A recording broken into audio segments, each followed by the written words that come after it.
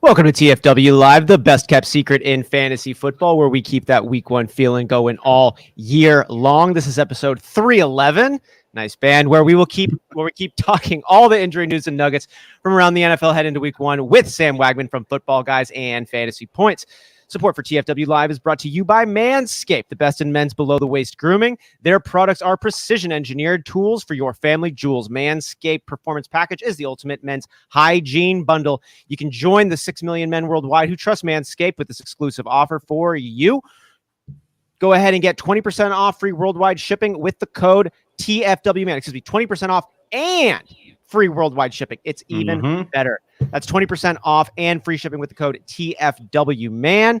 I'm Austin Sear here and joined by my best friends, Johnny Game Time Hicks and Big Travie. Bring them on.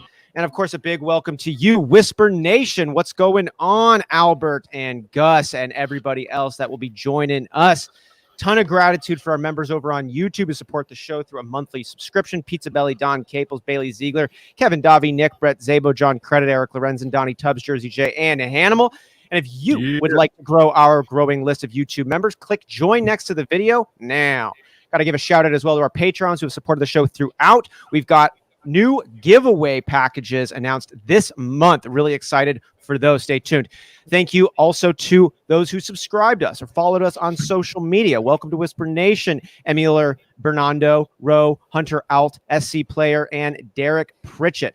Danny, MR22, Olas, Doug, Biblical Losses, I like that one, Tim Riley, Fraser Valley Estates, and Uchi012933.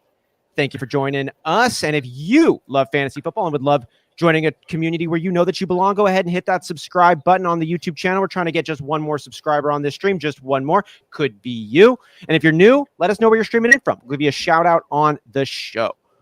As mentioned in today's episode, we are joined by a very special guest, our friend and colleague in the fantasy football space, Football Guys' very own Sam Wagman. Let's bring him on.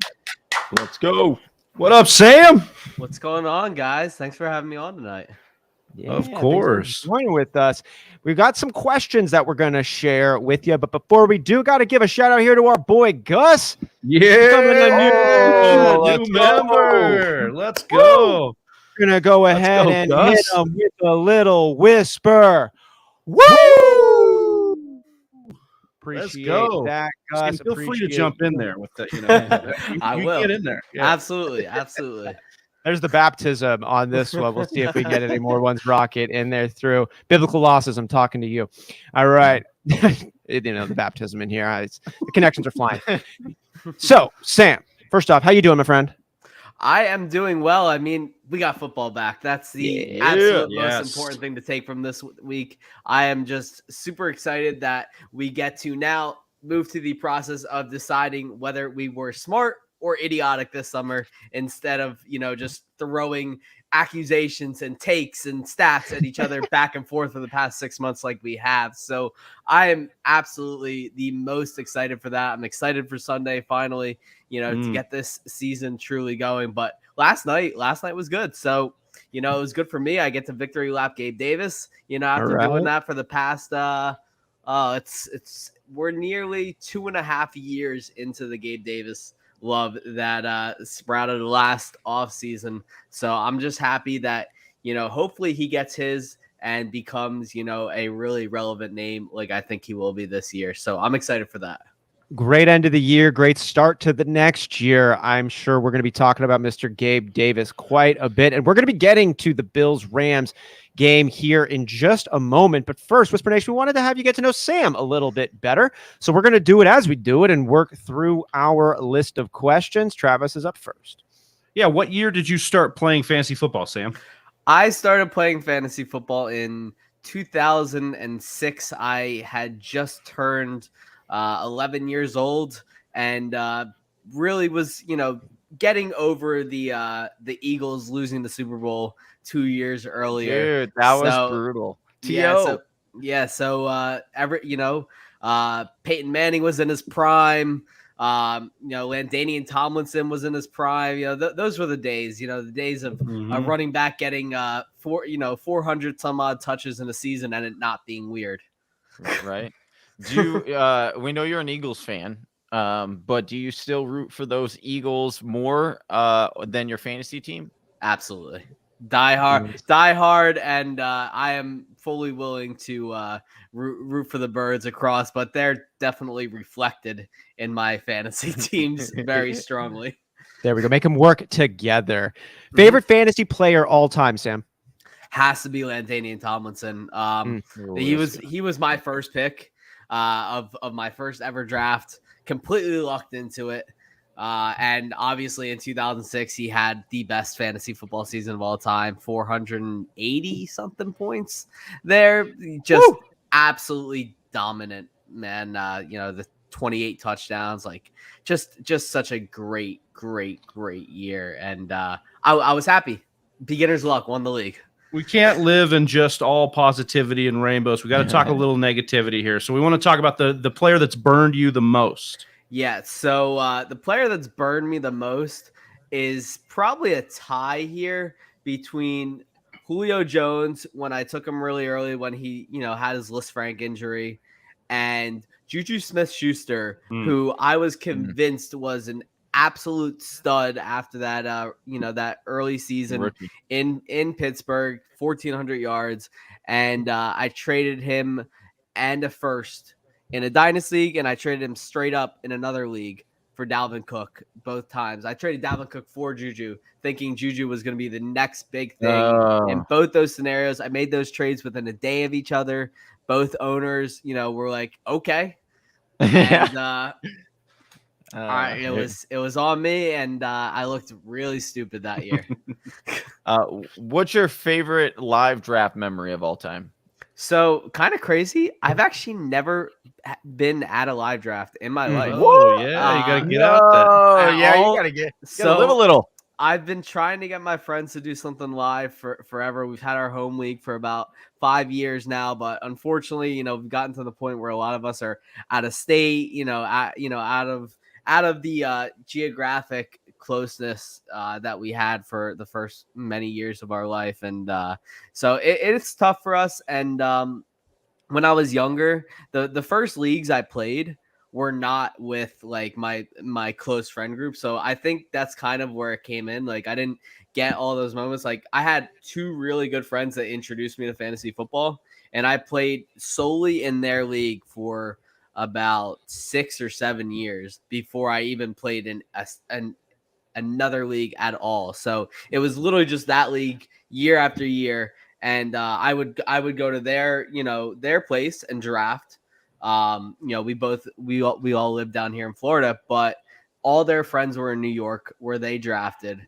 And I just never went to the live draft, and I never had a live draft. And I don't know. I've been trying to get my friends to do it for a while. You need new friends. I think what I'm going to do, you know what? I say that to myself about it twice a day. But I do think what I'm going to do next year is go up to the Scott Fish Bowl. If we do have live drafts again next year, I think that was a really good idea Scott had, and hopefully we'll get the chance to do it. Well, that'll be a great live draft memory. I hope you make that happen, and as well as many other drafts with all the friends that I know that you do have there. What is a sound that you love, Sam? A sound that I love is I'm trying to think. What sounds do I love? I got to be honest. The sound that a golf ball makes when a golf club strikes it, when you hit it pure, is honestly one of the most beautiful sounds. And not a driver, really an iron, like really making pure contact with the ball is a great sound to me. And as a very hacky type golfer, definitely love hearing that sound myself. How about a favorite swear word? Speaking of golf, I swear a lot. Yeah, shit. Definitely shit. Definitely shit. That's a good one. It's underrated. What's the most leagues you played in at one time? This year I am playing in 29 leagues. Woo! Wow. That's some Scott numbers right there. That is the most. That is the most, and it is. It's funny. I was saying this the other day to my friends. I said I was gonna cut down on leagues this year. I'm in 6 more leagues this year than I was in last year. Famous last words. Yeah, I get really ahead of myself, and Wednesdays are pretty painful for me. I have to set out about 2 hours to set my lineups on Wednesday nights. And, that's with checking everything and double checking everything and doing whatever content I need to for the week. It's a royal pain. Within all those leagues, you have to have some good moments. I'm wondering what your most exciting fantasy football moment has been. It's a little bit cliche, but the first year when I won the championship right off the bat, that was probably the best moment for me. I've won a decent amount in my lifetime of playing fantasy, but nothing really ever compares to like the first time you won. You're like, oh, cool, this is something that I might be good at. I might enjoy. So I mean, fantasy football is just proving that you're better than your friends. I've always been the way I look at it. I would as a really person like to know what the app, because like we hear that quite often, or you hear that quite often, like, oh, I won my first year from like people who then wanted to be in the industry. I wonder how many people have lost their first year and still were like, you know what? I still love this. I still hit my veins. You mean like got last place or like? Yeah, like most people are going to lose, right? But it's like most of the time when you hear these stories, it's like, oh, I won my first year. And that was what made me fall in love with it. I want to know someone who lost their first year and was like, this is still for me. It's funny because up until 2 years ago, I didn't even know what the content industry was. I really just kind of stumbled along it, during the pandemic while I was kind of bored and didn't really have anything to do. It was really interesting for me to see that it's not just like old sportscasters that do like football content and even fantasy football content. Like there's a whole group of younger people. Certainly there's dads. There's an older contingent that have been playing for 25, 30 years, but there's this whole younger contingent as well. You have Hutchinson Brown's a great example over at Football Guys. I mean, he's 16 years old and he's already been making content for a year and a half. Like, Luke Sawhook runs the fantasy football club at his university. Like this is a game that anybody can play. And the whole thing of making content about it is so cool. And, it's so cool that you can do this just as like a hobby. You just need a camera, a mic, and, a good personality and, a general knowledge of the game. And really anyone can do it. Yeah. Game's totally grown. That's for sure. All right, Sam, what about your favorite game day beverage? Game day beverage for me. It's definitely switched in the last couple of years. It used to just be a regular old beer. I'm a big high noon guy personally. High noon. I can easily, knock down, a 12-pack of Dunes, if I sit at a bar for 7 hours. It's pretty easy. Those things are just so good. What is your favorite movie theater snack? I'm a classic guy. Popcorn all the way.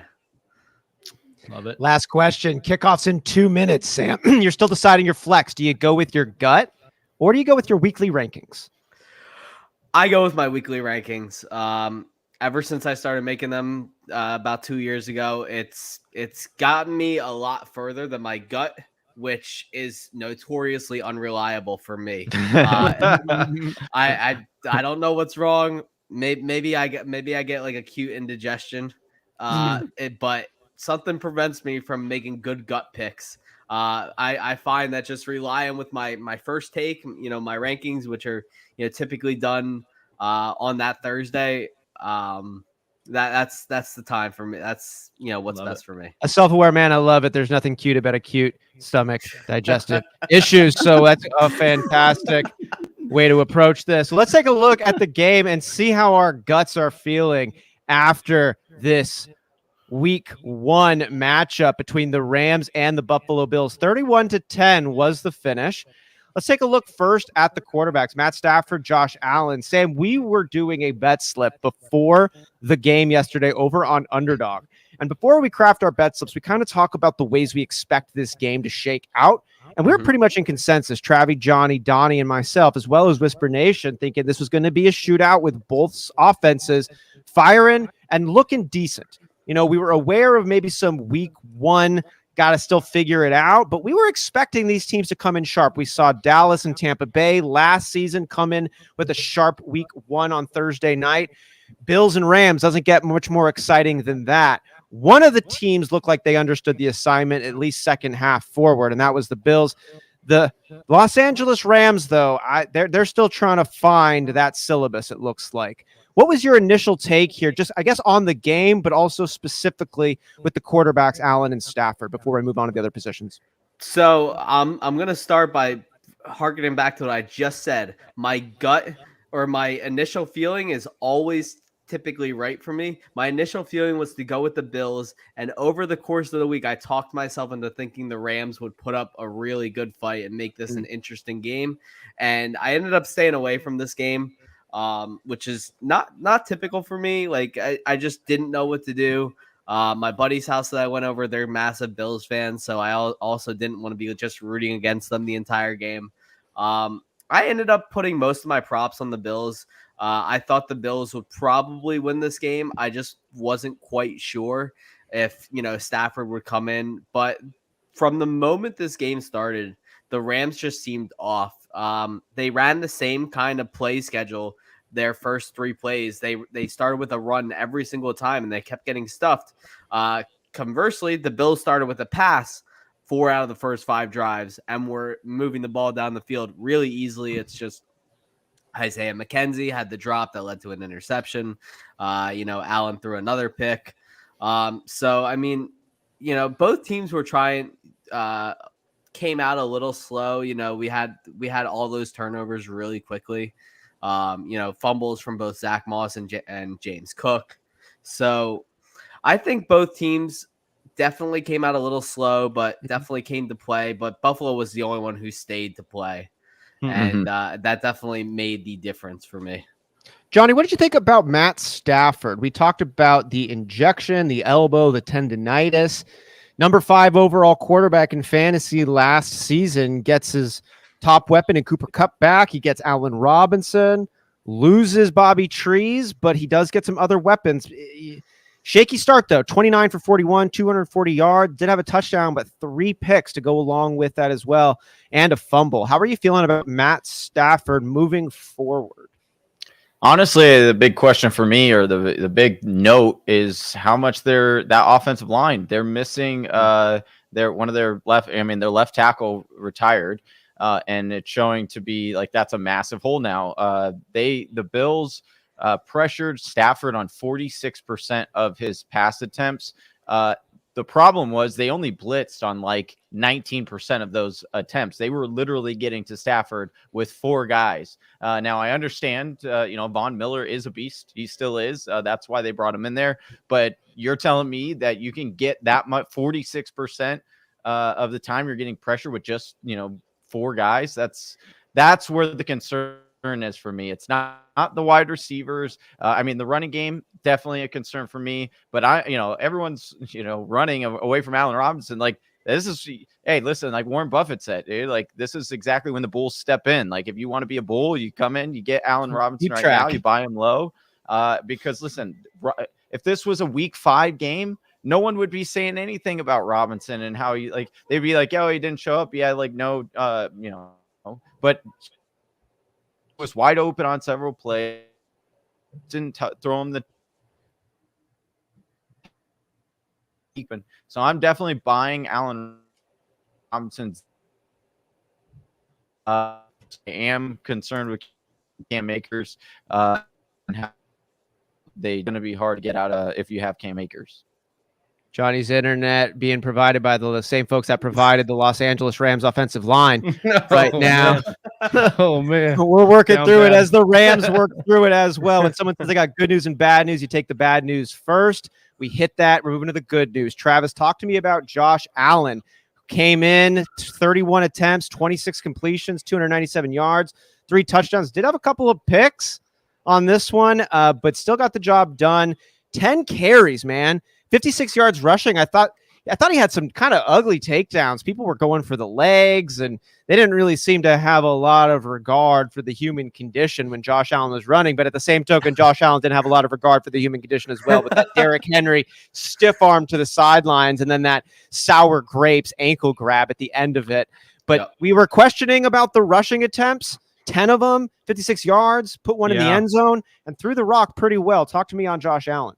Yeah, he didn't look sharp after the scripted plays on the first drive. Then it was like they kind of were getting their bearings. I think Sam talked a little bit about it. Obviously the pick from McKenzie, we had the fumble from James Cook. It kind of got him out of rhythm in this game. But then it's like when the second half came on, Josh Allen of last year came on, the MVP hopeful of this year came on, and he looked great. I thought the disrespect between Jalen Ramsey years ago when the Bills picked Josh Allen came to fruition last night because Allen was all over him. Did you remember that? Yeah, I saw those tweets again. Well, I was like, oh, maybe not. But then I was like looking at this. There's a clip of Josh Allen who runs over Jalen Ramsey on a play and then stays on him and basically humps his face. Basically, like disrespects his face. Now, you could say he was just struggling to get up. Yeah, it was kind of it looked like a Call of Duty, but from the front end. He wasn't teabagging. He was disrespecting his entire family, is what it looked like. So that a little, there was just a little bit of juice in Josh Allen in the second half, and it could show. And if he's going to start this way, man, he could be making people say, hey, maybe you should. I wouldn't reach on Josh Allen in these early rounds, but he's definitely one of the prototypes to be one of the guys. He's going for 3 in a row. Last person to do that at the QB1 is Brett Favre. So could see that out of Josh Allen this year. Good start at least. Yeah. Absolutely. Yeah. You liked what you saw out of Josh Allen if you picked him up. You didn't like what you saw out of Cam Akers unless you were playing against him, Sam. Can you talk to me about the Los Angeles Rams backfield here? Cam Akers, we saw him going 3rd, 4th, 5th round. Darrell Henderson in the double digits. The latter there led the way, 13 carries, 47 yards, had 5 receptions on 5 targets, 26 more yards. Akers, 3 carries. That's all the stats. You can see him right there. 3 carries, literally nothing else to say on that. No yards, no nothing. And then we did see the rookie involved a little bit, but apparently not enough to be included on the stats here. But how are you feeling about the Rams run game? Where's your panic level? If you drafted Cam Akers, where's your appetite level? If you're looking at maybe going and trying to acquire Darrell Henderson. Well, starting with Cam Akers, maybe his MRI is not good. Maybe he's not playing that well in practice. It's notable that, a week ago that Sean McVay said he couldn't run. Like, he couldn't run fully. Like, I think people kind of forgot about that when he practiced in full. But then again, this is the first game of the season. He hasn't played since, last July. There's a lot of factors that go into the play. Maybe he wanted to, kind of see if he was ready for game action again. Clearly he was not. McVay said, in a quote, that he kind of needs to grab the opportunities when they're presented to him. This sounds a lot like Brandon Ayuk from last year, who landed in the doghouse early on. But I saw a clip right before we came on the show of Cam Akers in pass protection, and he sees the defender coming through the gap to come try and sack Stafford, and he just splits off in the other direction. Stafford gets absolutely rocked. He's like, peace. He's like, peace. I'm out of here. I can't tell if this is truly a doghouse moment, but it wouldn't shock me if he is, because we were given no indication that, Cam Akers was, in trouble of any sort. Sure, McVay said multiple times he wanted to use Darrell Henderson, but we know how McVay is. He's pretty solitarily focused. This didn't look like a 1A, 1B. This looked like a clear Darrell Henderson, is the guy that you want. And I would be cautiously optimistic that Darrell Henderson is the guy to own, at least for the foreseeable future in this backfield. Because, look, I'm not a huge Cam Akers fan, and the reason is this. We've seen him play a handful of games, none of which he was really healthy for. He has one 100-yard game in the last two seasons. There's a big, disconnect between what Cam Akers is and what people think Cam Akers can be. He was, athletic coming out of college, but not overly so. He was very good in his measurables, but again, this is a guy, who wasn't an absolute stud in college. He was good enough. He was playing at, Florida State, not the best offensive line there, but a decent offensive line. And I never truly saw a ton out of Cam Akers to, think that he deserved, his dynasty RB5 ranking last year. And then, all the people pushing him back up this year. I was always a little more warm on him, and I wasn't ready to crown anything just yet. I wasn't expecting this, but I would be lying if I said I expected Cam Akers to dominate this backfield, especially when you consider he's July. We are 14 months removed from an injury that no running back has ever successfully come back from. So, that 14 months is not as long as you think it is. Don't tell that to Donta Foreman. Don't tell that to Donta Foreman. But it took him 4 years. Yeah, and like, what did he come back to? Yeah. No, I'm with it. I definitely think he's gonna be way slow coming back to that injury. Yeah. And I feel the same way about James Robinson initially. I mean, we say he has no limitations, but, we also basically said the same thing about Cam Akers, and then here we are. So in response to, how aggressive I want to be on Darrell Henderson, I'd like to go out and get him, because I think there's going to be enough people that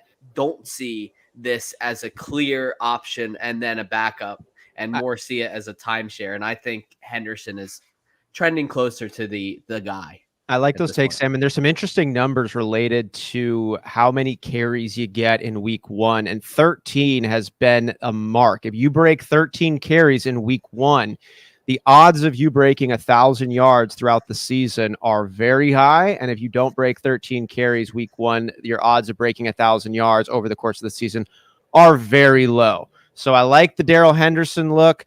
Cam Akers, not so much. But of course, there are some interesting variables. We'll see how his recovery continues, if at all. On the other side of the football, Johnny, nobody had 13 carries, but we did see more efficient production out of 2 of the 3 running backs, at least, Singletary and Moss. Singletary, 8 carries, 48 yards, couple of touchdowns. What does FD actually stand for before? You didn't have touchdowns. First down. First down. That's what it is. Yeah. That's what it is. We were trying to figure it out on the stream yesterday. What's FD? Couple of first downs. Appreciate there. Caught both his targets for 14 yards, which was a lot less than Zach Moss's 6, but not so many less yards. 14 yards in the air for Singletary, 21 yards on all those 6 catches there for 6 Moss. He had another 15 yards on 6 carries for a total of 36 yards. James Cook, excited to see what he was about. 1 carry, 2 yards, had a fumble. Johnny, how are you feeling about the Buffalo Bills backfield with this trio of RBs? Not good at all. I mean, Zach Moss did not look good with the amount of carries. I mean, he just barely got 2 yards per carry. Singletary, they don't want to give him the full workload. James Cook, he looked explosive on the one carry he got, but he looked explosive hitting that ball out too. So he did look like the most exciting back in that backfield. I will be shocked if they don't use him more and more down the stretch. He is a rookie. Of course, he fumbled on the first carry, and he's not the only one, so it wasn't a shock to see him get benched. He probably will be dropped, and if you have to drop him for a waiver wire guy, then do it. I just think that he is still the most appealing of these three running backs. I keep running through my head, and this keeps history never repeats, but it sure does rhyme. And you look at this and you look at that Saints offense just 3 years ago. We had Dwayne on here, and he compared, hey, James Cook is a lot like Alvin Kamara. Well, what happened? What was in that situation 3 years ago? You had Mark Ingram, you had Kamara, and you had Adrian Peterson. Adrian Peterson ends up getting traded by the deadline. I'm not saying this is going to happen, but this is why I'm hanging on to James Cook, because I could definitely see this happening with, either Zach Moss or Singletary. They're kind of showing them off enough to have a team get somewhat interest. And then now you have James Cook and Zach Moss, or James Cook and Singletary. And I think that's where it'd be more beneficial. But if you have to drop him now, I understand, because it's going to be a mess for a little bit here. Yeah, Travis, it looks like this backfield is a bit of a mess. And if James Cook is more involved, as Johnny's suggesting he will be over the course of the season, do you think that comes at Singletary's expense, Zach Moss's expense, or is it just become a three-headed committee? It'll probably come at Zach Moss' expense. When we were talking pre-show, one of the interesting notes I found out was that Zach Moss had 19% of the Bills' target share. 19% for Zach Moss. And that's not a guy, when you make all this noise to go get JD McKissick, and then JD McKissick runs back for Washington, God knows why. And then you go and pick up James Cook in the draft, and you give 19% to Zach Moss. That's who I think it would affect. It would affect Zach Moss, because he was not explosive, to Johnny's point. Now, Johnny talks about the trade, and that would be the exception to the rule. I honestly think I'm a little bit more down on James Cook right now. I do think it's a buy low opportunity. Scoop him up if you got the bench spot. But I would say we often don't see somebody, come back from this on the regular as fast as we want it to. We would want him to get more work, but it's a little bit dicey right now coming out of this game. But if Zach Moss is going to continue to look like stone legs, then yeah, I'm in on stashing Cook right now, or buying low off another roster. Well, we'll see how that one ends up shaking out. We got some question marks at the wide receiver positions. We also got some answers here at the wide receiver positions. We'll stick with the Bills, Travis. Stephon Diggs, Gabe Davis, Isaiah McKenzie. Congrats. It's a boy. Happy for you and your family. Jameson Crowder came in there. He was actually looking pretty good. Travis, could you talk to me about the top half here? I want to get Johnny's take on McKenzie and Crowder. We had a lot of talks on the slot receivers, but Stephon Diggs, Gabe Davis, the two big options for Matt Stafford, both got action, both got touchdowns. Did you learn anything new, or are you shifting your outlook? It almost seems like what we thought was going to happen with Diggs and Gabe Davis happened with Diggs and Gabe Davis. Did you see it any differently, Travis? No, I think Gabe Davis kind of showed us what he is, and Sam will probably, punch me for this one, but Davis is a big play threat. That's what he's going to be. He's not going to get a ton. He's not going to demand a ton of targets, and it's hard to do that when on the other side is Stephon Diggs, so he's not going to demand a ton, but this offense showed the ceiling, right? When they throw a ton, that's what we're going to get. I think it was like 16% of the targets went, Gabe Davis's way. He's still going to have these winning weeks, where if you put him in the flex, if you put him in your wide receiver 2 or 3 spot, he can really push you over. But I have to think with how much Diggs is involved, and this was supposed to be a bad matchup. And I said Josh Allen disrespected Jalen Ramsey. Maybe Stephon Diggs is the one who disrespected him the most last night. Every time I looked at the screen, Jalen Ramsey was on the ground.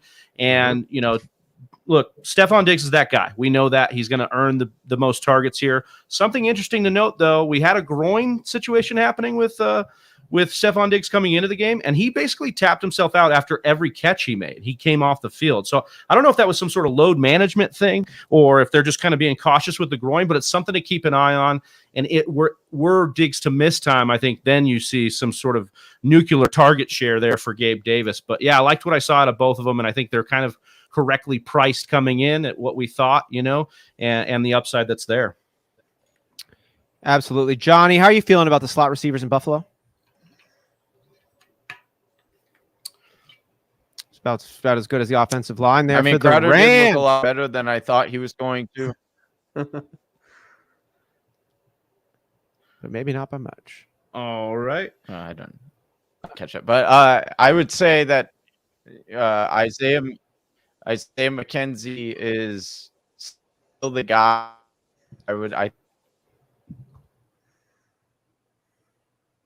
think it was going.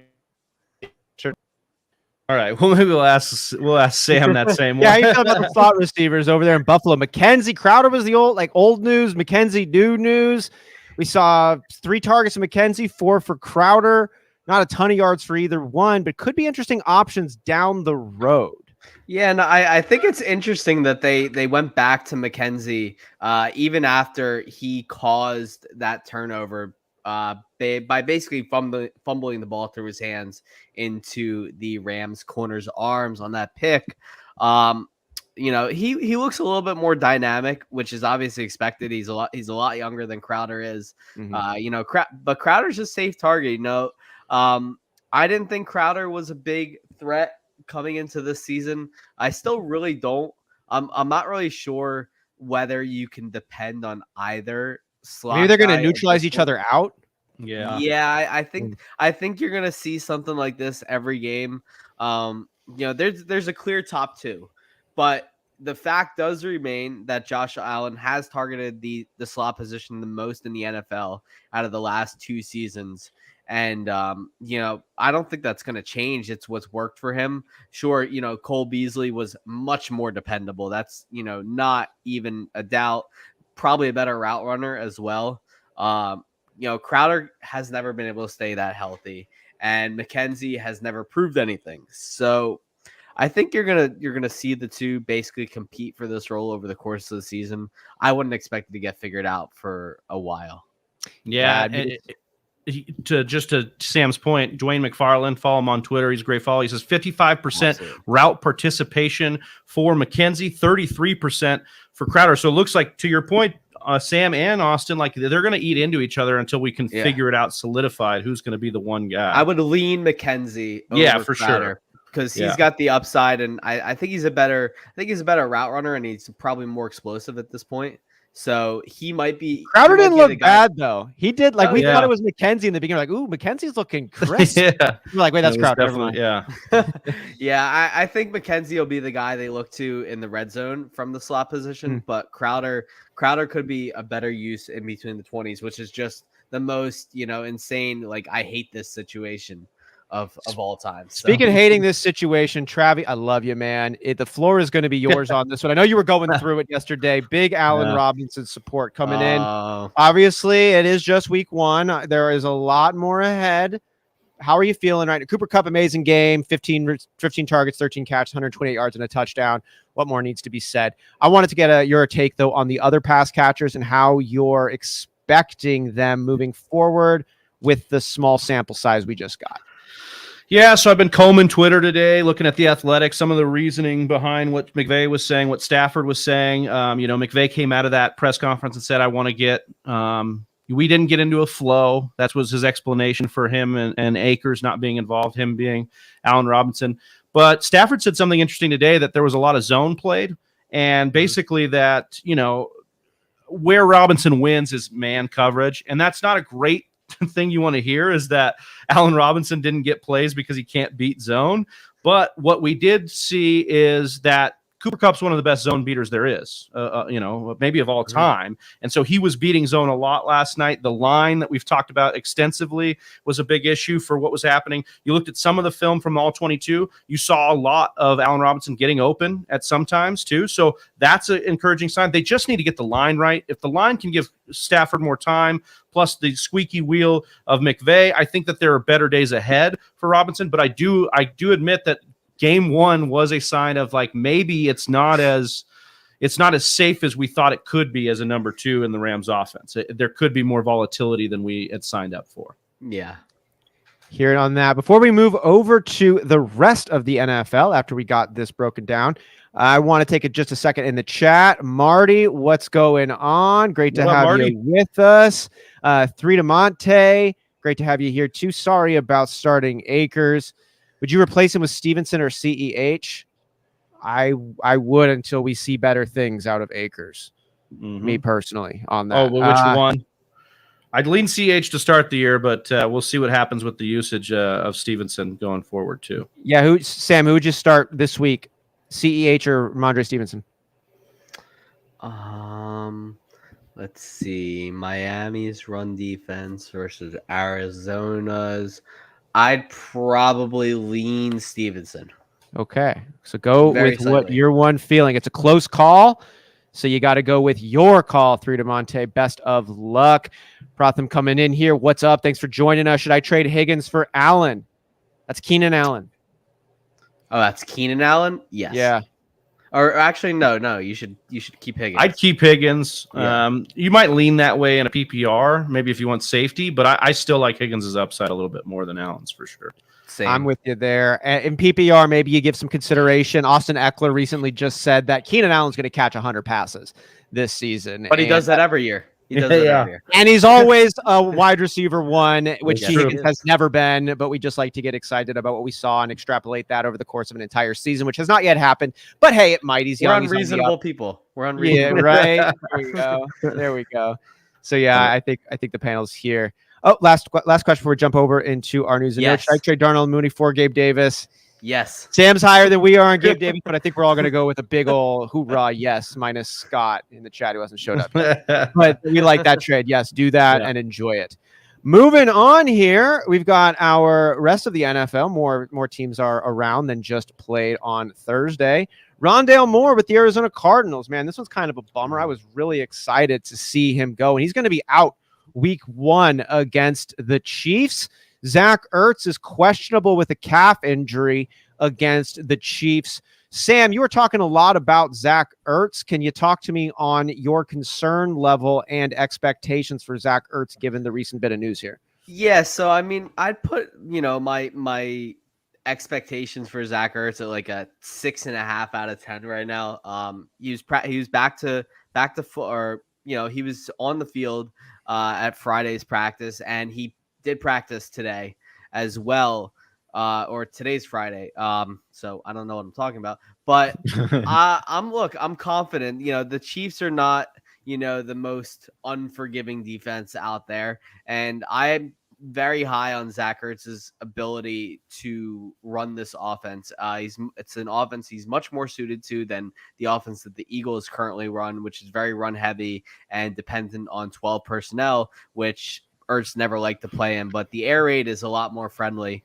And with Rondale Moore out and DeAndre Hopkins suspended, Ertz is going to have to step up and be the primary red zone threat for Kyler Murray this week. I just think that AJ Green is dust. And, basically, I don't understand people that think he's a factor because I just don't. And the nostalgia is powerful, baby. Yeah. Well, no, it has to do with because the fact that he is playing the Hopkins role while Hopkins is out. That is why, he is going to get a 20% market share minimum. That's what he was seeing. 15 he was on the field all the time last year. Yeah, he just didn't do a ton. He didn't do a ton with his snap share last year, and I noticed that because I was extremely overweight on AJ Green last year in Underdog. I did not make that mistake this year. It is important to note that Zach Ertz had the 5th most red zone targets in the NFL last season as well. So for me, he's the red zone guy for me.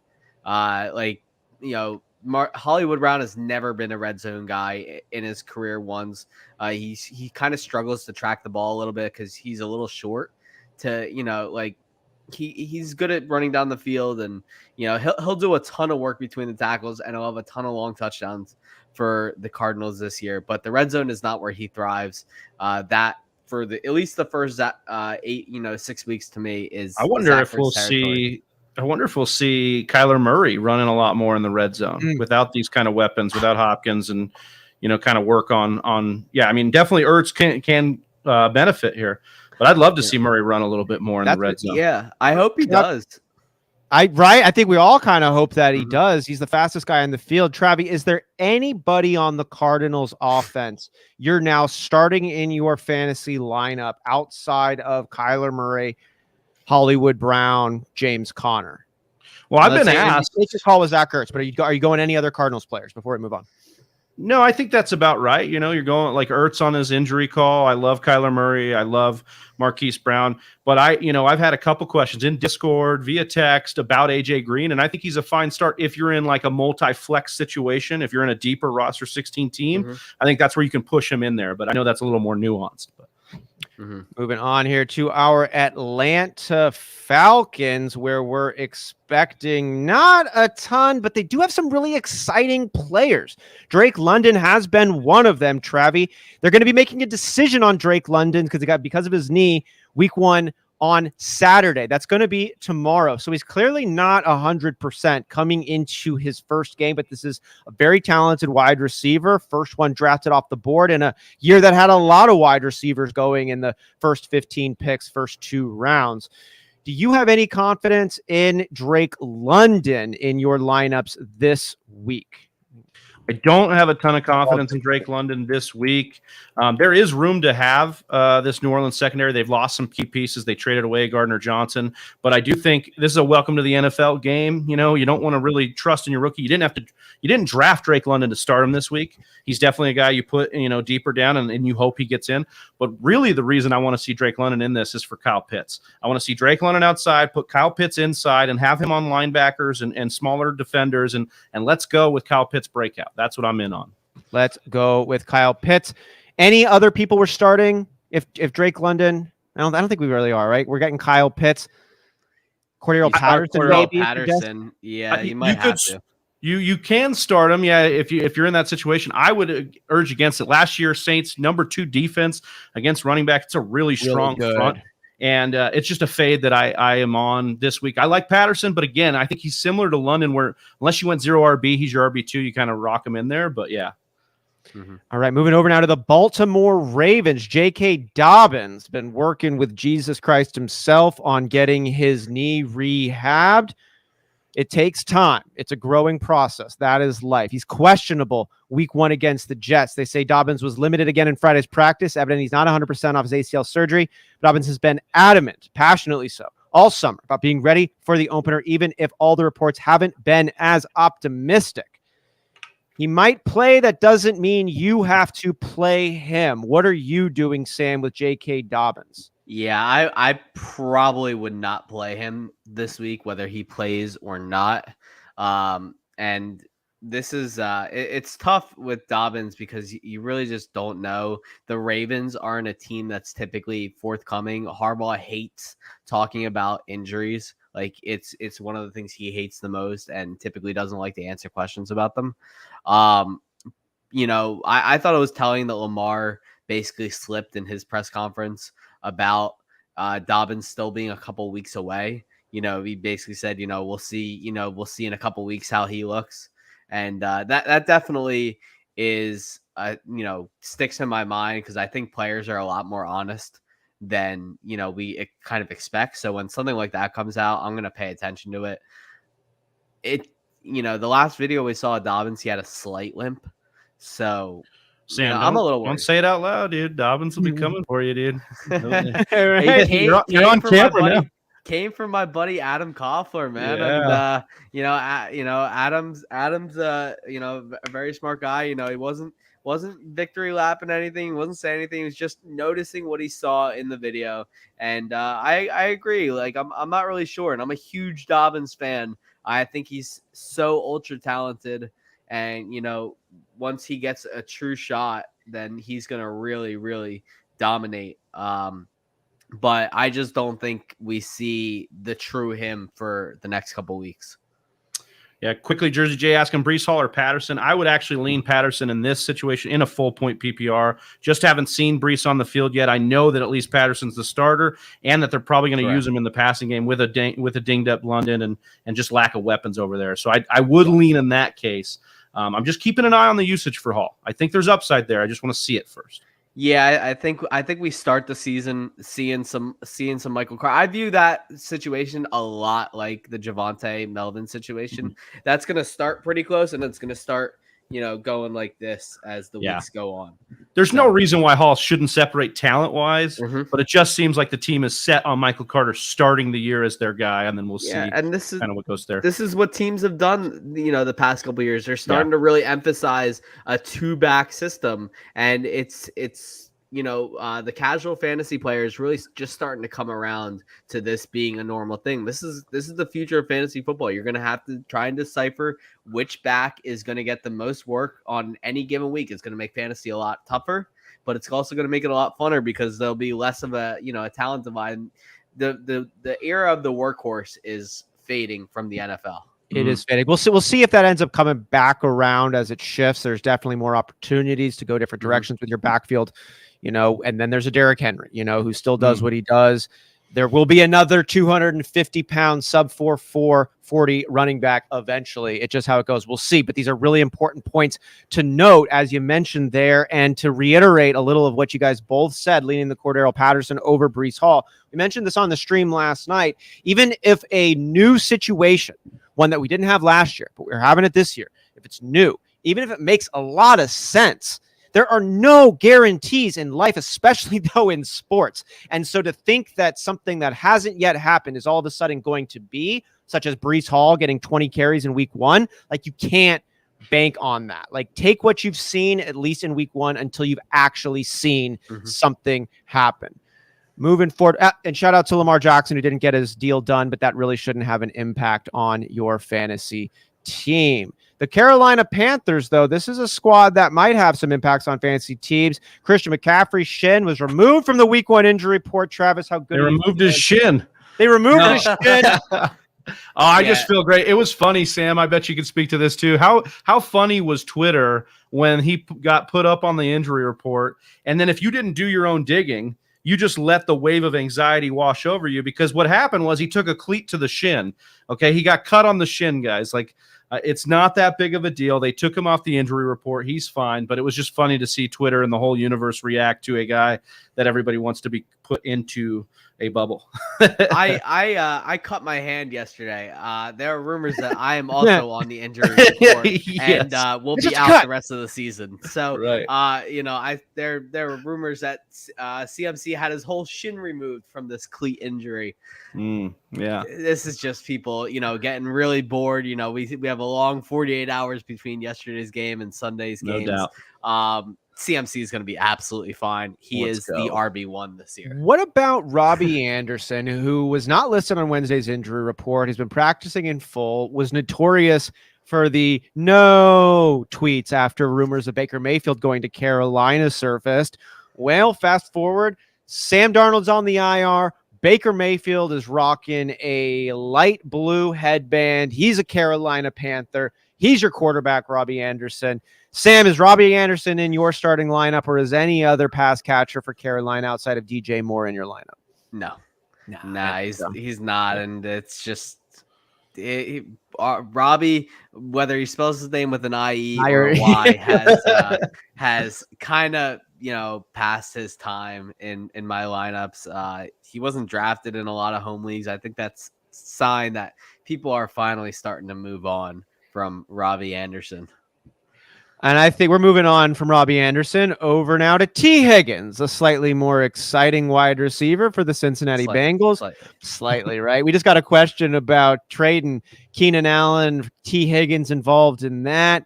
T. Higgins, here he is, back from a shoulder injury, returned to practice earlier this week after having shoulder surgery and being limited for most of the summer. He might not be 100%, but for your fantasy decisions, I don't think this has any impact. Travis, are you wheeling Higgins out with confidence? Or if you have other options, like let's say like a Brandon Ayuk, we comment, there's excitement for Brandon Ayuk. He's got upside, but there's also big question marks. But question marks are not surrounding him with health like they are with T. Higgins. Are you getting Higgins out with confidence, or would you wait and see?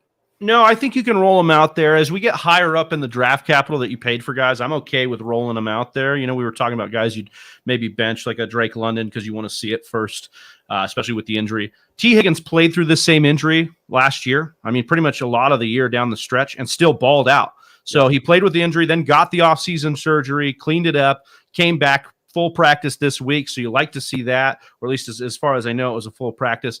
But I think this game in general is really exciting when you look at the Bengals versus the Steelers, because the Steelers defense, where they win is up front, that front seven, and where the Bengals tried to put all their money and their resources in was the offensive line. So we're going to see really fast what kind of team the Bengals can be if their line is great.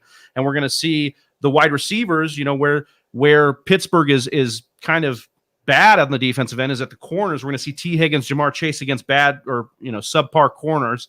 And I just love this matchup. I think Cincy's defense versus Pittsburgh, I think, obviously the T. Higgins, Joe Burrow stuff, how they're going to be aggressive as passing versus run ratio, all of that is in play in this matchup. So I'm excited for that. Mm-hmm. Yeah. We got some updates on Joe Burrow. He's coming back. Yeah, that appendectomy, lost some weight. He's going to be on the field. You're starting him in your lineup. We'll see how it all shakes out, and we'll be sure to chop all of that up. We're not going to chop anything up with the Cleveland Browns. We're going to move it on now to the Dallas Cowboys, where I know that Michael Gallup has been ruled out. He's not going to play week 1 against the Buccaneers. That's not great news for Dak Prescott, but no concerns for Dak Prescott coming from his head coach, Mike McCarthy, about that ankle. That is good news, Sam.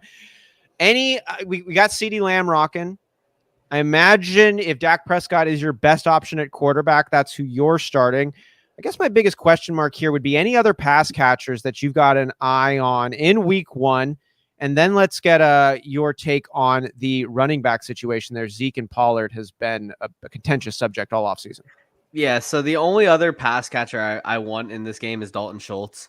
I think they're just going to feed him out of necessity, but teams were willing to let Dallas beat them with Schultz last year out of necessity, and I feel like they're going to do the same this year. The kind of consensus feeling around our little industry at this point is kind of that Schultz is passable, but he's nothing special. He'll compiler. I like a compiler. Yes, He'll beat you if he beats you, but he's not going to do anything crazily athletic. Yeah. He's not going to kill you. He might have 5 for 60 and a score, but his ceiling is not a ton higher than that. I'm pretty much down on this passing attack as a whole. CD's the only one that speaks out to me, and even he might have some trouble getting all the attention on him, kind of how JuJu Smith-Schuster did once he separated from Antonio Brown. But this passing attack is a little weird, and look, the offensive line is horrendous there. And that's been such a strength for them for so long. Yeah, this whole narrative of this current chapter of the Dallas Cowboys, like leading with an amazing offensive line. Different story now. Yeah, and it's obviously notable that they signed Jason Peters this week. He didn't look great with the Bears last year, but he was passable. I think they would have been better off throwing Tyler Smith out there. Maybe he was just so bad, since Jerry's a bad drafter, that he's just not the answer. But Terrence Steele on the other side, this should be an exploitable offensive line for teams, and they have one of the best defensive lines in the Bucs coming in this week. So that's definitely a storyline to look for there. And as far as the running backs go, I definitely think that Zeke is going to be the guy this year, and they've said as much, and I generally trust what Jerry Jones says. He's not a guy who's, overly scheming. Why would he? He's so honest. Yeah, he wears his heart on his sleeve. You don't give a fuck. He says what he salt means. on his sleeve. Yeah, he's I'm Jerry Jones. I'm the richest guy in the NFL. I know it. I'm the most powerful owner there is, and I'm going to say what I want. I'm going to do what I want. And I'll show you our draft picks, baby. I'm Jera. That's Jerry Jones. So they're gonna play him. He's their guy. They gave him the crappy contract. Zeke's gonna be the guy they're going with, and he'll probably be out of there after this season. And then the problem is Tony Pollard too old at that stage to make a new featured back. favorite. So And we then got the you chat. bring, I just want to. Yeah, I just want to jump in really quick before the Tolbert thing, because Sam said something interesting earlier. He said we're all unreasonable people, and I think that is true because we're all here screaming for Tony Pollard, yet the narrative has been not the one we want. It's been Zeke on the contract, as Sam says. I agree with that. We were talking about that all offseason. Something interesting to note, though, and we want this every year because we're unreasonable people, but we want two backs on the field at the same time. Mm-hmm. We want that other back catching passes. And, every year we're like, that didn't happen. It never really happens the way we want it. This year could be different, It could be. Because there's so many. Yes, they need the targets. And then in this game specifically, I just want to point out, last year, Tampa Bay bottom 5 against points to the running back position, but top 5 in receiving yards led up to running backs. So there is maybe room for Tony Pollard to make a little bit of noise this week as a desperation flex play for you. I think he could be, especially in PPR leagues, I think he could be somebody you could look at. Although we could be sitting here and going, Zeke got all the targets too by Monday, and that would be disappointing. And what I'm going out. Speaking of targets, chat's popping off about Tolbert. Yeah. We liked him as a rookie dart throw. Gallup being out brings his stock up. But in week 1, how desperate do you have to be to start Tolbert? I'm not going to recommend. Pretty desperate when they've been saying Noah Brown is the wide receiver exactly. too, and Noah Brown's a good blocking wide receiver. That's what he's always been good at. Like he's that guy. He's 6'2", 220. He's going to be out there blocking. That's a man after Jerry's heart right there. Unless they run a lot of 3, I just don't see them running a lot of 3 wide receiver sets with the personnel that they have and that line. It just doesn't make sense. They need to keep someone back for pass pro, and it's going to necessitate a lot of CeeDee Lamb. Like he's just there every single time. Like Dak, CeeDee's down there somewhere. Travi, it's time. Let's ride. Albert Let's ride. All right. God, we can't help ourselves. Alberto expects to play week 1. KJ Hamler's been covering from his ACL. He was limited in Thursday's practice. But it's still looking like he's going to be playing, as is Javonte Williams. And that's the more interesting one. Speaking Friday Broncos coach Nathaniel Hackett said he's a true believer and you want to roll with the hot hand. When discussing the running back situation between Javonte Williams and Melvin Gordon, that could be good news for Javonte Williams if he gets to a hot start. That could be not so good news if he starts off just a little bit slower and Melvin Gordon hits some holes quickly. Does this change any of your outlook or any of your starters, Travis, in Denver? No, and actually, I think it makes a little bit of room for Melvin Gordon. I put him in my article this week as a start because Seattle was they were a run funnel defense. Basically, they were good against the pass because everybody just ran the piss out of the ball against him, especially through the air, kind of similar to Tampa Bay, where they gave up a lot of yards as receiving backs. But my point being that I think even if it's a 60-40 split for Javonte, I think Melvin could have some work in this game, and he could be a guy, especially their big road favorites in this. I think they're the biggest favorite on the week. Maybe San Fran a little bit more, but I love this setup for the running backs. I'm actually a little bit nervous about the passing attack for Russ because, one, this team knows him. That's the strength of Seattle is the secondary, and we have a little bit of question marks outside of Cortland Sutton on this team. Is Jerry Jeudy going to be the guy? Is Albert O going to get on the field? KJ Hamler's a little dinged up. We got some things working here, so a little bit nervous, but it is revenge game. It is Monday night. Russ plays well under the lights. I'm excited, man. We'll have that watch party rocking, but it's going to be fun. Yeah, I'm really excited about this team. I think we all are to see how well this unit. Let's go on a ride, baby. Let's ride. Ride on it. Let's go. No new news out of Detroit. Green Bay, though, Allen Lazard's been a popular pick. He's going to be he's doubtful. I'm not starting him in Dynasty. He's been pulled out of my flex. I'm putting Brandon Ayuk in there. But Robert Tonyan, some good news. He was removed from the injury report. He's going to play, but he has been slow to recover. And at least for me, this almost felt like a shit. We got Lazard out. Hey, that knee's feeling all right, isn't it, Tonyan? You're feeling better, aren't you, buddy? That's how it at least kind of hit me. Sam, where's your confidence level on the pass catchers out of Green Bay? If you got to start one of them with Lazard out, who's it going to be? It's Sammy Watkins week, baby. Hey, it's week 1. This is the consensus in perpetuity. Sammy Watkins ball out week, and then you can drop it. You can drop him on Tuesday. You know he's not going to produce for the rest of the year. So this week, all the stars are lining up. In all honesty, though, the only wide receiver on this team I care about with Allen Lazard out is Aaron Jones. So he's the guy that Rodgers is going to have the most trust in, aside from purely rotation guys like Randall Cobb, and Tanyan could probably play a decent role as well. But look, we all know Aaron Rodgers relies on trust. He's never really had a rookie that has had a true breakout season. Didn't happen to Jordy Nelson. Didn't happen to Greg Jennings. Didn't happen to Devontae Adams. And it didn't happen to Randall Cobb either. So none of these guys broke out until their second or third season. So look, Christian Watson hasn't, practiced a lot this summer due to surgery that he had. And Romeo Dobbs, who has been a training camp and preseason darling, is still just a rookie. And, I'm not willing to push this thing off on Rodgers until he actually does it. Rodgers doesn't like throwing the ball to rookies. He just doesn't believe in them. So I'm going to go with the guys that have been on the team for a while. And other than that, I'm going to, stay away until I get some clarity on everything, because I'm just not ready to trust it yet. I think that's a great take, and I expect to see a couple possibly of Green Bay Packers players popping up on waiver articles. Randall Cobb ends up catching 2 touchdowns like we saw him do against the Cardinals when Devontae Adams was out last season. Or Dubs does pop off. Or, hey, if Christian Watson comes in and has a breakaway touchdown using that blazing speed he came in with, then, he's going to be flying up on waiver wire pieces too. But, yeah, I'm with you. This week, Sammy Watkins for me. I think Travis is there as well.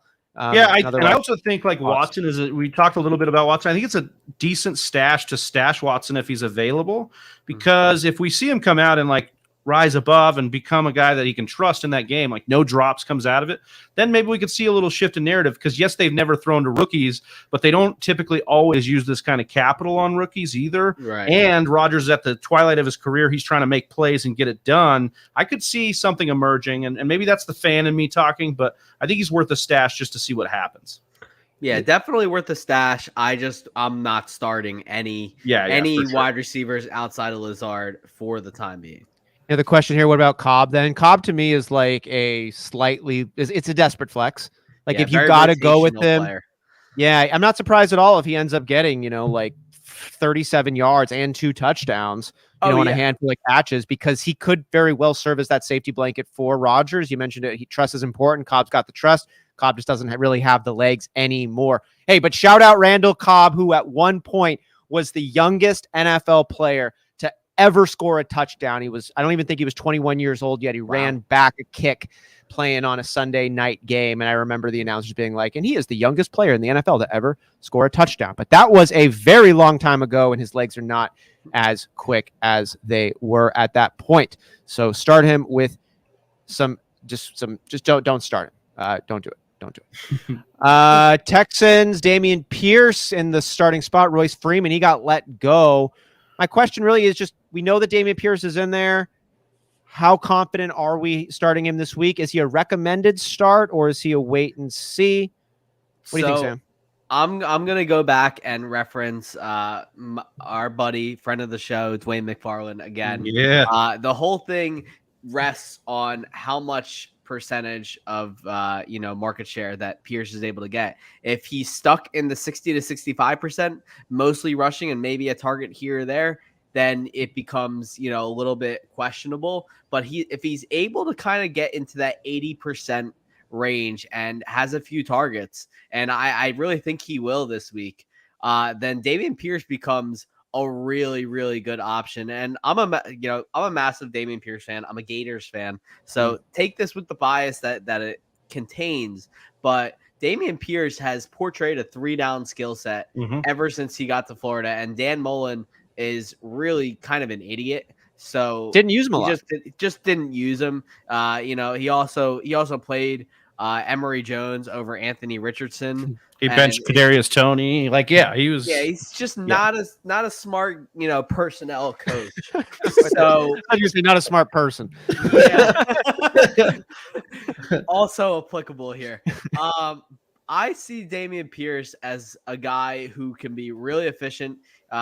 Here's the thing: we always talk down on these day 3 running backs as guys who can't stick, but it's a lot of times that those profiles aren't friendly. Either they're under 200 pounds, or they're 5'7", or maybe they're 6'2", but they're 190 pounds and they're built like a wide receiver. Dameon Pierce is built like a prototypical running back in the NFL. He's 5'11", he's 215 pounds. He is everything that you want, and he was one of the most efficient running backs in college football last season. So I'm in on Dameon Pierce. He's got a great schedule down the stretch more than anything. He has 3 out of 4 of the playoff week's favorable matchups. So I really like Dameon Pierce. Indy's a little bit of a tough defense to go against right away. I would definitely have a little bit of caution. Shaq Leonard's out. That's definitely very notable for the Indy defense. But Dameon Pierce is one of my guys this year, and I think he really breaks out. So, Travis, you starting him in Dynasty? I am, only that's because I have J.K. Dobbins issues. So I'm going to definitely start him in Dynasty. But I would say this, in my article in redraft leagues, I put Dameon Pierce as a fade. And that's really not on Pierce. It's about seeing the situation, as our buddy Sam said, with that market share. But not even just the rushing market share. I want to know what they're going to do with Rex Burkhead. Is Rex Burkhead going to be the passing down back? Because then if he's not a 3-down back in this kind of game script, and spoiler, probably all the game scripts for Texans, So if he's not the passing down back, we're going to have some tough times because you're going to be very touchdown dependent. Now, if he is, which as Sam alluded to, I'm in on Pierce being a 3-down back. It just has to happen. Lovie Smith, they'll put him in bubble wrap. I think they definitely want it to happen. So it's just a matter of when, not if.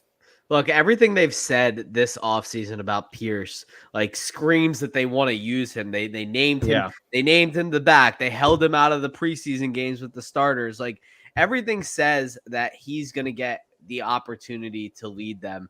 And look, Rex Burkhead is Rex Burkhead. He's a New England running back to the core. He's very good at what he's good at. Hercules. But he's just the guy. Yeah, he's a jag. He's just the guy. We are moving over now to the Las Vegas Raiders. We expect tight end Darren Waller to receive a fatty extension, 5 years, $62 million. This is kind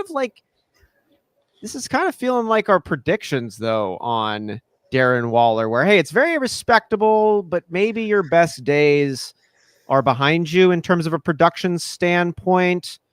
Do we got any hardcore Darren Waller supporters in this room? Hardcore, general, just a general. No, I mean, I like him as a player. Obviously, I think he's a great guy. His story is fantastic. Nice yeah. I have a gut feeling he's the odd man out this year. He may have touchdown games. He may have these. I think he goes to more of a low end tight end one than he's been before, and that's because Devontae Adams, huge touchdown threat. Hunter Renfrow, a bit of a breakout last year. There's just more target competition for him, and I don't know that that's necessarily a good thing. Sometimes it can be, but I'm not in as much on Waller this year as I was last year. Yeah, I'm not feeling that one. Sam, are you starting Josh Jacobs this week? I am. I'm not this week. I'm a little bit concerned that this feels like a kind of barn burner game. It's J.C. Jackson probably not in the Raiders secondary has never been that great. Like, these are two quarterbacks that could easily go over 5,000 yards this season with the wide receivers to match it. I expect a lot of points in this game, and the Chargers are quietly a pretty solid and upgraded team on the defensive line front. They picked up Khalil Mack this offseason. I think he plays a really big role for them. Joey Bosa is back to being healthy. I think the Chargers kind of sell out to stop the run and will probably rely on their really gifted passing game to beat the Raiders this week. I think Josh Jacobs might get lost in the shuffle. Yeah, I think you're right. Speaking of a great passing game, though, Miami is on the up with Tyreek Hill coming on board, looking good in the offseason, and Jalen Waddle, some good news, was removed from the Week 1 injury report. He's going to play against the Patriots. Travis, is he going to play for you?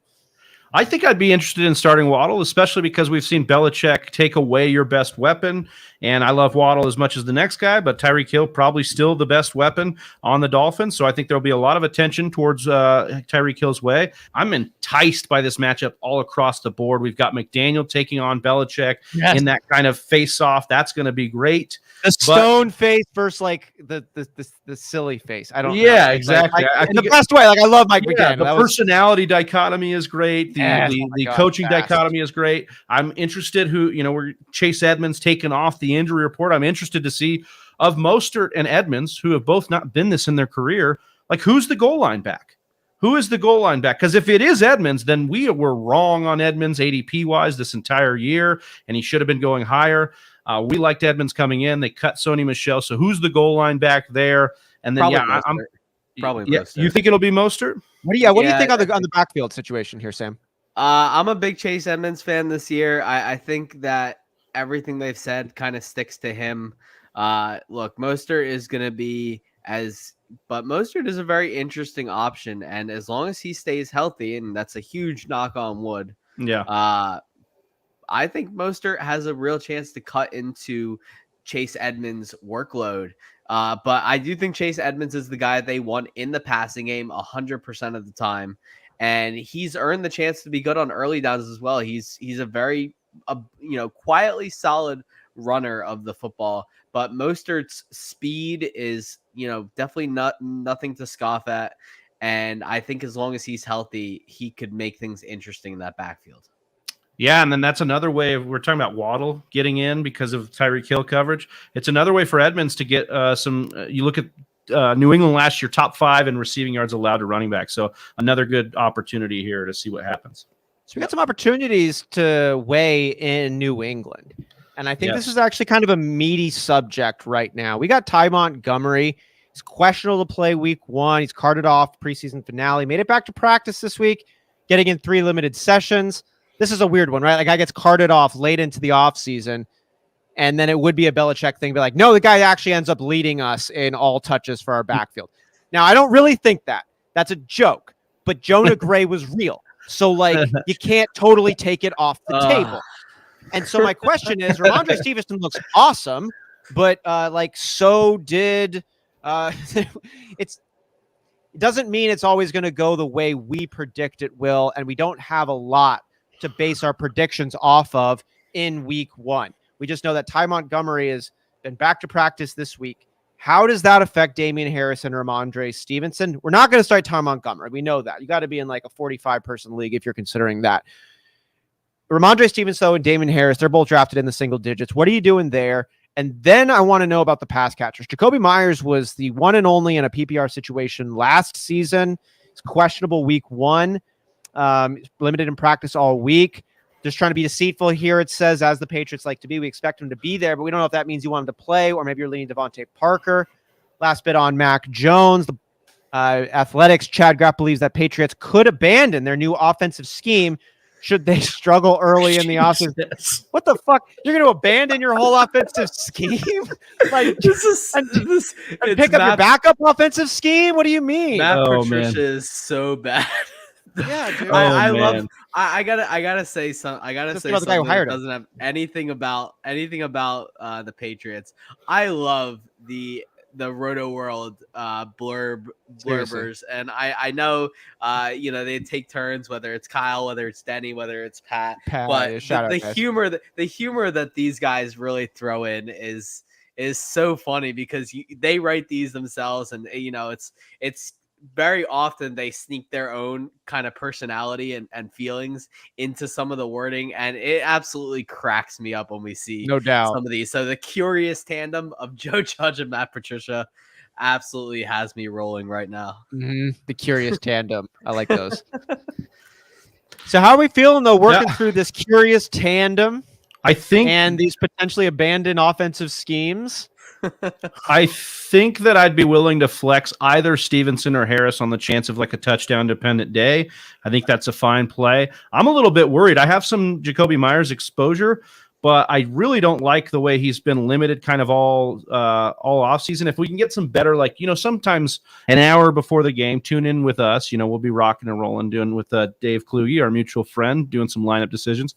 But if we start to get those blurbs about where Myers is really at, because sometimes the beat writers get that heads up, then I'd be a little bit more confident, because I think he's going to be their number one. He was last year. I think he'll soak it up. PPR, he's a decent wide receiver 3. Flex play, and I think that's where you stand, at least for me. Yeah, I think the Ty Montgomery thing, if it affects anyone, it affects Stevenson, because he was the one who was rumored to take over the passing role when they thought Ty Montgomery might be out for an extended amount of time. Damien Harris, for me, as much as they've talked up the two of them as a 1A type of thing this entire offseason, I struggle where to put these two. And I've gone back and forth in my rankings all offseason. I've had Ramondre Stevenson in front for the last couple of weeks. I had Damien Harris in front for most of the offseason. I want to lean towards Ramondre simply because his upside is probably higher on a week-to-week basis, given that he might assume some of these pass-catching downs, and we've never seen Damien Harris really have a pass-catching role in this offense. Then again, this is the Patriots. Nothing makes sense on a weekly basis with these guys.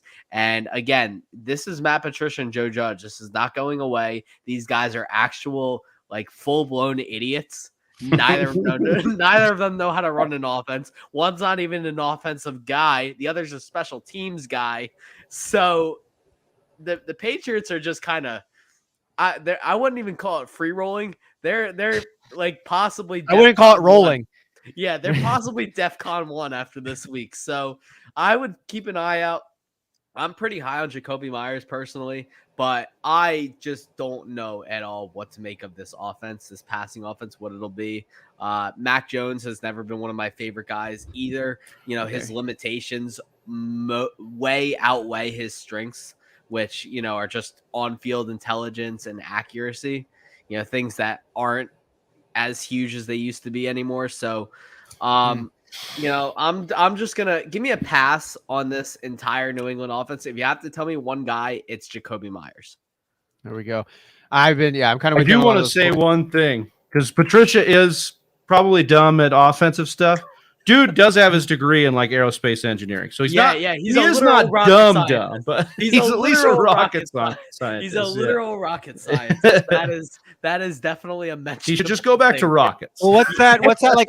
What's that Einstein quote? Like, man, if you have a fish try to climb a tree, you'd think that fish was pretty stupid. Exactly. We got a fish trying to climb a tree. The guy's just trying to be multifaceted. And he's like he's a Renaissance man. He's like every fantasy analyst out here. He's trying to be good at multiple things. He's successful at life. He's so good at life. He's just bad at coaching. Yeah. I love that take on this one, man. All right, so moving over now to the New Orleans Saints. Tre'Quan Smith's out for week 1. Fantasy-wise, we don't care. Michael Thomas is where we really want to invest our attention. He's been dealing with a hamstring. He's questionable week 1 against the Falcons. They write, for what it's worth, most beats have been pretty optimistic about the way Thomas looks in practice and how the odds have been playing on Sunday, but it was 3 straight limited practice tags for Thomas. It's hard to know exactly what to expect week 1 after Thomas has played 7 games in the last 2 seasons. But again, he does get a great matchup here going up against Atlanta. He's best viewed, they say, as a high-risk, high-reward wide receiver 3. Sam, how do you see Michael Thomas this year? Are you recommending starting him or not in week 1? Yeah, so I don't know if I'd go as far as recommending him start right now. It still seems like he doesn't exactly want to be in New Orleans. I'm not quite sure I blame him at this point. But look, if Michael Thomas is anywhere near his 2019 self, like he's the steal of fantasy football drafts in 2022. So like we know what this guy can be. His ceiling is wide receiver 1 overall, and it's not particularly close. We've seen it before, so we know he can do it. We know the talent's there, and Jameis is good enough to make him into a player like that. The question I think more rests on Thomas and his health / dedication to this team. I think that's going to be so much more of a weekly determinant than whether he's still good enough at this game, because I do think the talent's there. I do think everything else is there. It's set up for him. He just needs to go out and lead this offense the way that we know he can. Yeah, I think if we're looking at it like this, just really quickly. So Chris Godwin, Michael Thomas, and we'll see if Godwin even plays, but we got discounts on these guys because of their situations, right? So enjoy the discount. Don't run to put them in your lineup right now, week 1, week 2. Let's see what's going on, and then see if you capitalize on the capital that you had to spend on them. You don't have to run, and hopefully you picked other guys that you can plug in. You don't have to rely on that right away in week 1. Mm-hmm. Speaking of relying on, we look like Michael Carter is going to be relied upon to start the year and maybe throughout the year. If what Jets offensive coordinator Mike LaFleur is saying about running back Michael Carter is legit, that he is the heartbeat of our offense, coming in as the number 1 RB with Breece Hall going to be on the number 2 duties for this. Feel pretty good about starting Michael Carter this week. We are optimistic about Breece Hall down the road, but we're not down the road. We're in week 1. Do we all feel good about starting Michael Carter, say, in your flex this week, or would you lean away? Travis, I know you do. What about you, Sam? Yeah, I think even though the matchup's not that great, I think you definitely have to start Michael Carter here. Like we said about Breece earlier, to start sit question, it's a little bit, convoluted. We don't really know what each is market share is going to look like yet. So Carter's good. He was good last year, and even though the Jets replaced him, we still have to remember the notion that teams want to run 2 running backs. Just because they start Michael Carter in week 1 does not mean that Breece Hall is bad. Breece Hall will most likely assume the dominant portion of the work going down the stretch of the season. Might just take a couple weeks to get him out there. There we go. And we know that Joe Flacco is going to be the starter for the New York Jets for at least the first 4 weeks of the season as Zach Wilson recovers. I'm breathing a little bit easier, to be honest, if I'm rostering Elijah Moore or even Michael Carter, Breece Hall. It's not as exciting, but it might be consistent, at least just a little bit. We might get a little bit of productivity and some stability out of New York for the first time in some time. Moving over to the Pittsburgh Steelers, where wide receiver 1, Deontay Johnson, who's been dealing with a shoulder injury, does say he's going to play week 1 against the Bengals. Said it's a pain tolerance issue.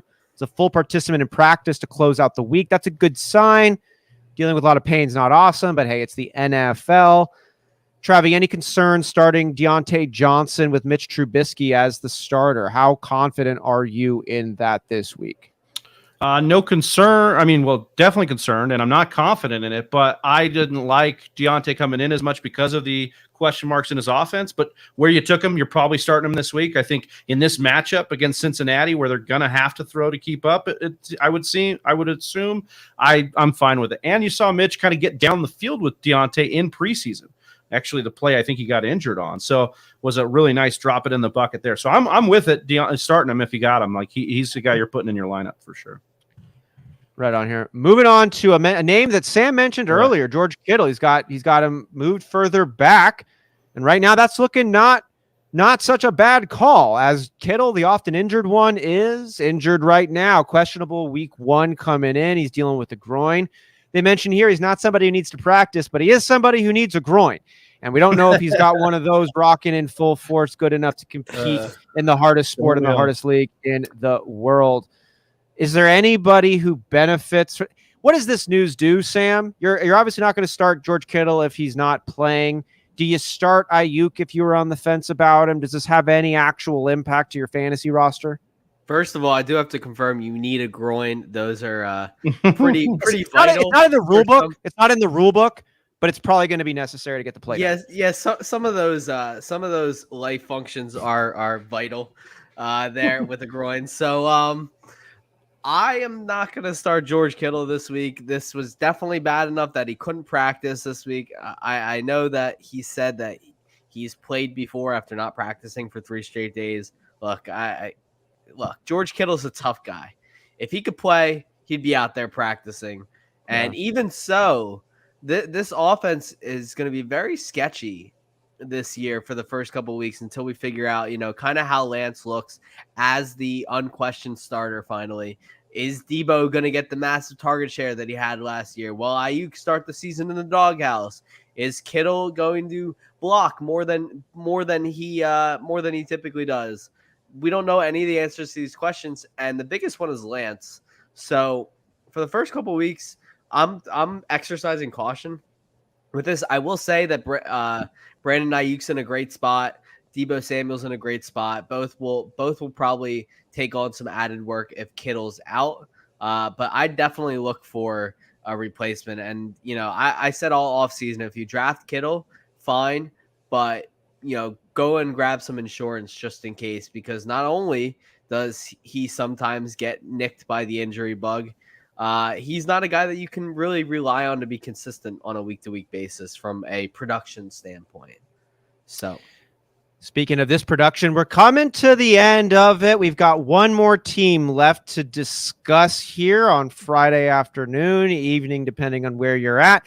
And it's the Tampa Bay Buccaneers. And this has been a team we've been talking about all off season, and that's continued. Surprisingly had more drama out of this Tom Brady squad than we're used to seeing out of Tom Brady squads. Hey, I'm 45 years old, man. A lot of shit going on. Ain't that the truth? But we got to deal with some of that shit right now and try to get it squared up here. So we're looking at Cade Otton. Todd Bowles says nothing has been too big for rookie tight end Cade Otton. This was a popular name that popped up after Gronkowski's retirement was solidified, and we started seeing talks of other tight ends. Cade Otton, though, was one that was mentioned as someone to consider. I don't think we're going Cade Otton. Giovanni Bernard, he was removed from the week 1 injury report. He's going to play against the Cowboys. I think you got to be in a really deep league if you're considering starting Giovanni Bernard. Let me know if you disagree, but I'm not going there. The pass catchers, though, are the ones that are pretty interesting, and I think we actually need to sort it out a little bit. Mike Evans, you got Mike Evans. You love Mike Evans. Start him. Enjoy it. Russell Gage, Julio Jones. Thank you. Why did I say it's Julius Thomas? Julio Jones. Julio Jones. Thomas. I miss Julius Thomas. That game was so fun to watch him just blow up there. But yeah, Julio Jones. Thank you, Travi. Russell Gage, Chris Godwin. These are all names that have been up and down on the injury reports. Chris Godwin here. Coach Todd Bowles said a decision on Chris Godwin's knee will come right up to game time. Our favorite thing to see, making decisions. Julio Jones might, between these three, might be the healthiest and the best bet. Russell Gage, we really liked him earlier on, but he's been banged up, and then they signed Julio Jones, and we haven't had Tom Brady reports on him connecting with anybody throughout the offseason as much as maybe we would have liked from a prediction standpoint. But I'll kick it to you, Sam, first. Any wide receivers in this Tampa Bay Bucs offense that you are going to start if you're not in a totally desperate position, and if so, why? I'm assuming we're starting Mike Evans all the time. Yep. Chris Godwin is someone who I've been very persistent on the fact that I don't think he's going to play week 1. He might not play week 2 or 3, and he certainly won't be himself until October or November. Just because this is still an ACL, it still takes time to come back, get healthy, all that stuff. Russell Gage was someone who I was on for so much of the summer. And then when they signed Julio Jones, it's kind of became moot because Julio Jones, regardless of how he's looked the last couple of years, I think he was kind of disinterested last year playing for the Titans, but he's still Julio Jones. Tom Brady is the best quarterback he's ever played with. And he's going to give him a ton of good looks. I think a lot better than Ryan Tannehill did. And Julio doesn't have to do as much as he would have had to in Tennessee last year. Mike Evans and Chris Godwin carry the load for the most part. Russell Gage is there. Cameron Brate is there. Kyle Rudolph, Cade Otton, Leonard Fournette. There's a lot of pass catchers on the Bucs who will make Julio not have to do a ton. And I think that's where Julio will be best at this point in his career. He's probably a rotational pass catcher. Might stay in maybe 1 to 2 downs every drive. He might not be an every down drive guy. But one thing he still is one of the best pass catchers of our generation. And I think everyone's kind of sleeping on that a little bit. So while he might not put up, wide receiver 1 or wide receiver 2 production, he's certainly there as a wide receiver 3. And I think that's almost a reliable thing to expect from him on a weekly basis. And you can definitely just throw him into your flex if you need to. But if you're not comfortable with that, I think Russell Gage also has a nice, at least a solid floor. He should see at least, 3 to 4 catches a game, maybe 40, 50 yards. So if you're desperate at the end of your bench, you got Russell Gage sitting there, I don't think it's the worst move in the world. Any other points on that one, Travi? Yeah, I kind of agree with that take. I think, look, Tampa Bay is like the 5th highest team implied total. They're going against a Dallas defense that got really opportunistic last year, but wasn't really that great. They just had a lot of turnovers. I love this matchup for the wide receivers, and I would be fine with Julio Jones or Russell Gage in your flex. A lot of what Sam said, I'll just add, doesn't it make sense that Brady, look, the beat report from Brady was that it doesn't take a lot to get chemistry with a guy like Julio Jones. He's so good at what he does, at being a tactician. That was one of the beat reports.